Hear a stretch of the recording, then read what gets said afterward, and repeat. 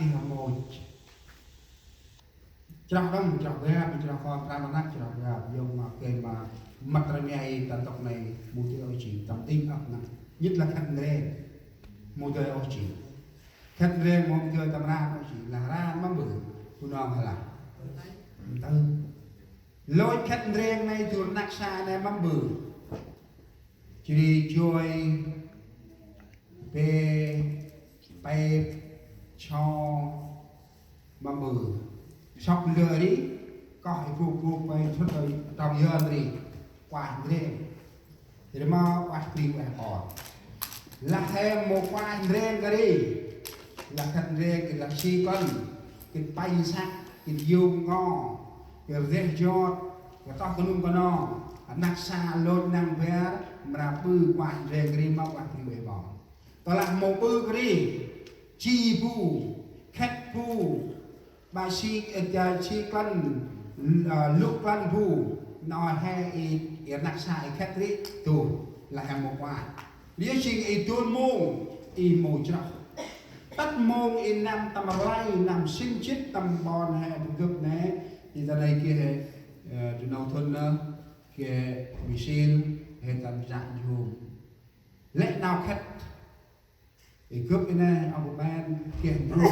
này mình ha là khách phu đâu hôm lại đã gia đình đi xăm lò hình bao nào cho hè thì bằng em leo có tâm si có họ đàn leo còn rồi có tâm si gần tam pro đi hàng có si có ai bom ai băng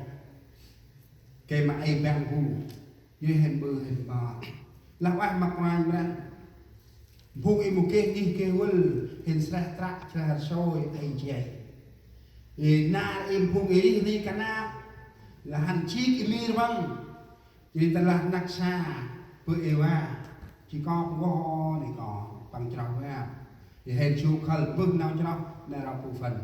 bước nào cho nó hành chiếc mi vùng vu ta ăn lo chết ta dây bữa yêu thì lo cái chiếc cu thì ôi mang hành bước xong rồi ở cái kịch động ba chín ram phùng cho tầm tộc này kênh giúp rằng đồ ăn tu nào thì cái kết quan heo lao phùng cho ngay chỉ nào ba cả nào ba nào ra nó là mô là thương mà hơn ba chín ram đấy mình ra mặt nặng là thương trong một vài là thương bên là phụ trách của đàn một kia nhìn là vậy không in là làm đâu mà nó ăn nào khăn bay ra thế nào này gì tầm nhìn ra bác mà họ mong gặp sao một sư mọc ra mong nhìn ra bằng xin suối hồ họ mong lẽ ngôi tụ bon xin suối hồ này cần bằng tăng thuốc phiền để đi cái đi tăng để làm chứng một sư bằng lẽ ngôi tụ con xe nghiền thuốc phiền đâu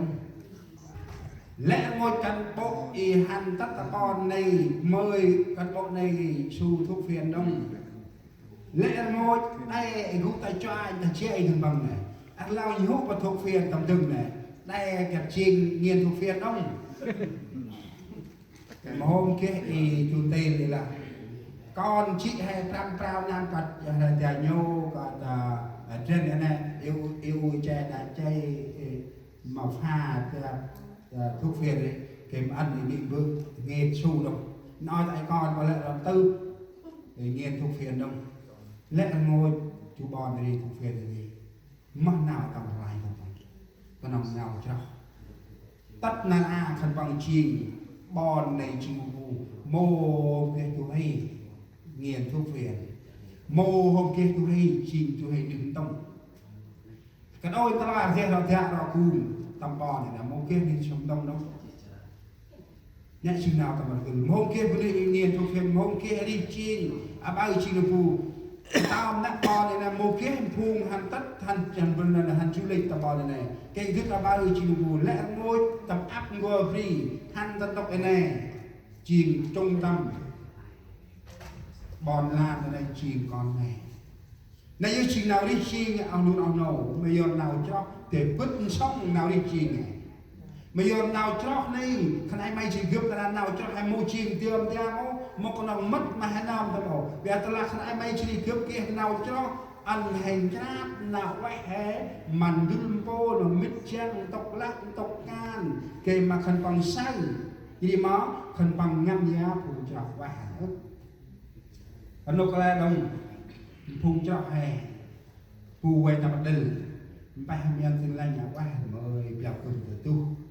buồn như này thì là phụ phải lời này kia đông tu nặng xa thì tại cái này cơm tu vừa ở cơm thì cơm quất tại nhà tu tầm làm bòi này lọc mà tay là ra mà hoa tàu thứ thì vừa ăn cái này nhiều hơn họ tu nhà mà làm tay tu mà chỉ tu thì yêu thì cái đó có phải nào mà vượt qua đây cơm sinh mà bạn phải nghe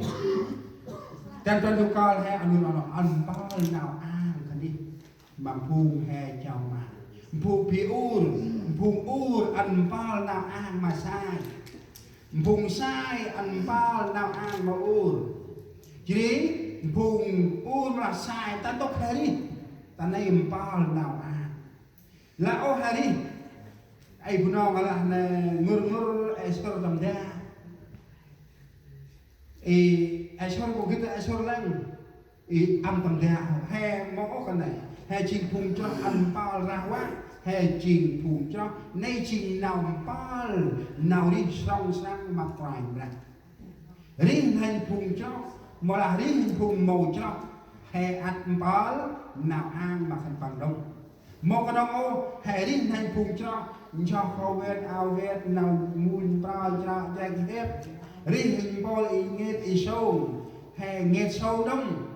riêng phung tầm xoay tầm rama he tầm xoay tầm ma đông mô chi cái này ô chi nào đi song sang mặt ngoài mặt ăn hình ô nào đi xong ta nạp ràng đủ một cái đồng ta nhìn ra hai thì ta tóc khăn ấy đi ta tóc này nào ăn khăn đi cha mà luôn bỏ lệ làm ai mặc ngoài ra hồng ngân yến ràng đủ ân phùng hay tất ta vì mi ăn hắn nô cái này hay một cái nhìn ra hắn nô cái này hay một cái đông Paul từ bên mà kể mà bên cả năng ai ngoài ra ẩm tiếc thằng em ấy chỉ cướp chỉ nào ăn mặc ngoài ra ba can vắng ta sao lo đã hay thì kia nhìn ra là một trình trường nhà ở lại ngồi phùng chu nằm ăn ốt nào xong cái đi nào ăn cái đi ra bằng đun bò hay là ai tôi cũng tầm nào mò chân du co này nhốt nào này ba nào này nhờ nào này tập đi chiên cái này may chỉ đi cướp chiên nào hay chọn cứ về nào nói chỉ đi nào đi nơm song sang chi lời nói và nếp sống của người ngay thẳng là không nói hẳn không làm hại bạn hữu mình không gieo sỉ nhục cho kẻ lân cận mình nào dân nào có non hay là nào nói chỉ nào đi nơm song sang chiến bằng một ngày két một bư mít mà mít trang vắng một lát bư nào đúng răng mà phun trao mè bằng đấy chuyện nào đi nào ngơi nào đi nào ngơi nào đi chiên nơm song sang